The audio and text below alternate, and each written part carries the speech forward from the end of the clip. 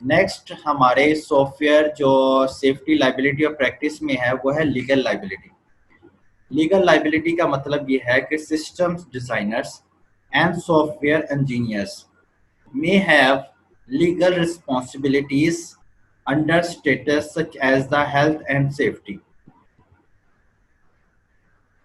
आपके पास जो भी अभी तक रेगुलेशंस व लॉ को कंटिन्यू किया गया है लीगल लाइबिलिटी के तौर पर, ये इसका नेक्स्ट क्वेश्चन भी अराइज हो रहा है कि कुछ सिस्टम के डिजाइनर या कुछ सिस्टम सॉफ्टवेयर के इंजीनियर्स हैं, उनके पास कुछ रिस्पॉन्सिबिलिटीज होती हैं, लीगल रिस्पॉन्सिबिलिटीज होती हैं, जिनके अंडर वो काम कर कर एज ए हेल्थ और सेफ्टी मेजर्स को कंप्लीट करते हैं और उसके मुताबिक अपने माशरे में इम्प्रूवमेंट लाने की कोशिश करते हैं। और अगर किसी किस्म की चीज़ का एडवांसमेंट लेने की कोशिश करते हैं तो उनको वो तमाम सर्टिफिकेशन और लाइसेंस के मराहिल से गुजरना पड़ेगा, फिर ही वो जाके ऑडियंस तक पहुंच सकते हैं।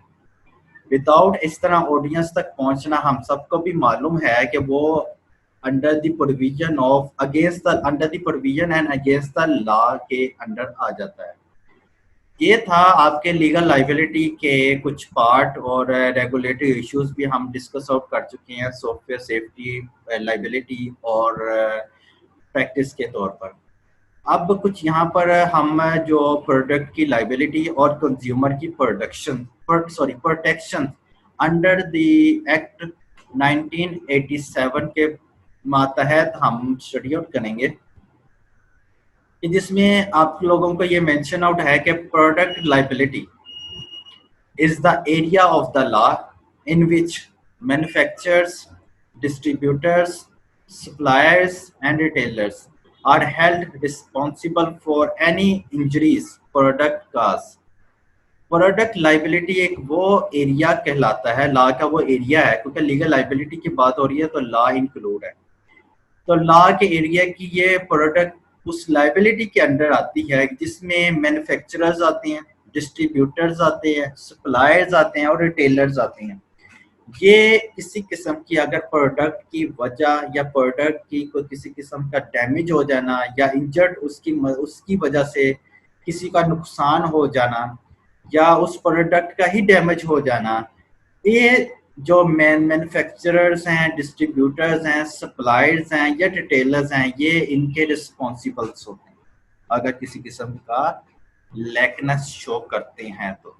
regardless of any contractual limitations of liabilities, if a product or any of its component parts are defective, its manufacturer may be liable for damage under the Consumer Protection Act और the common law of negligence. और अगर इस product liability और consumer protection की breach किसी काम की तरफ हो गया तो अगर उस प्रोडक्ट का डिफेक्ट निकल आया, अगर वो प्रोडक्ट ही डैमेज हो गई, अगर वो प्रोडक्ट से किसी को नुकसान हो गया तो वो उसका जिम्मेदार है। इस बेस पर उसका लाइसेंस कैंसिल हो सकता है, उसकी बेस पर उसकी डिग्री सर्टिफिकेशन सारे जीरो हो सकते हैं। और ये लॉ इम्प्लीमेंट है उनके अंडर द लॉ 1987 के मातहत। ठीक हो गया अगर इसमें किसी किस्म की नेग्लिजेंसी आती है। लीगल लाइबिलिटी में नेग्लिजेंसी जैसे कि उसको फर्दर एक्सप्लेन किया गया है, लीगल लाइबिलिटी में ही अभी हम उसकी ही कंटिन्यू कर रहे हैं कि नेग्लिजेंस में the manufacturer system designer has failed to take due care in the construction और design of the system and this lack of care has resulted in failure leading to the injury.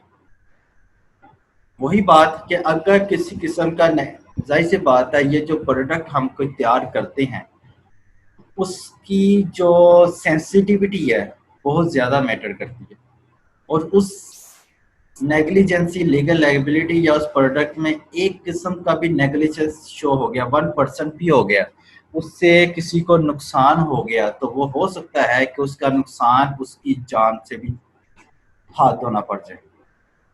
बताने का मकसद ये था कि उस production की construction जो डिज़ाइनर है यानी कि मैन्युफैक्चरर सिस्टम डिज़ाइनर है, अगर वो उसकी कंस्ट्रक्शन या उस सिस्टम के डिज़ाइन में को टेक करने में फेल हो गया या उसमें किसी किस्म की केयर में लैकनेस शो कर दी, तो उससे बहुत ज़्यादा आपकी प्रोडक्ट में बात होता कहते हैं यही है कि बहुत थोड़ा सा नुकसान हुआ, 1% का नुकसान हुआ।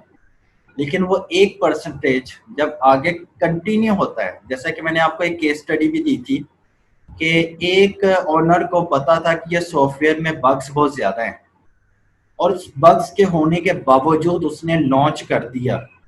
उससे बताइए कि उसने लीगली, मॉरली या एथिकली उसने ठीक किया और किसी को बताया तक नहीं। तो इसी तरह अगर लैगनेस शो करते हैं किसी भी अपने प्रोडक्ट में, उसका इम्पैक्ट आपकी अपने प्रोडक्ट का अवसर को ज़ीरो कर देगी और हो सकता है कि आपकी प्रोडक्ट की वजह से आपकी ऑर्गेनाइजेशन का ही वो पहिया जाम हो जाए। तो ये वो चीज़ें हैं जिसको हम लॉ के अंडर काम करके अपनी जो वर्किंग को कंप्लीट करते हैं।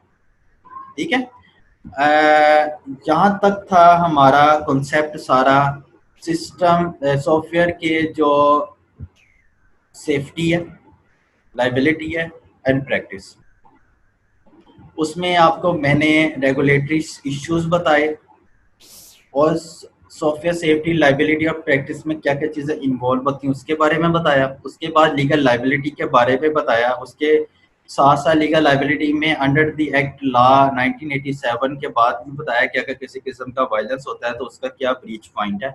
उसके बाद मैंने आपको नेग्लिजेंस का, लीगल लाइबिलिटी में नेग्लिजेंस का भी पॉइंट आउट किया।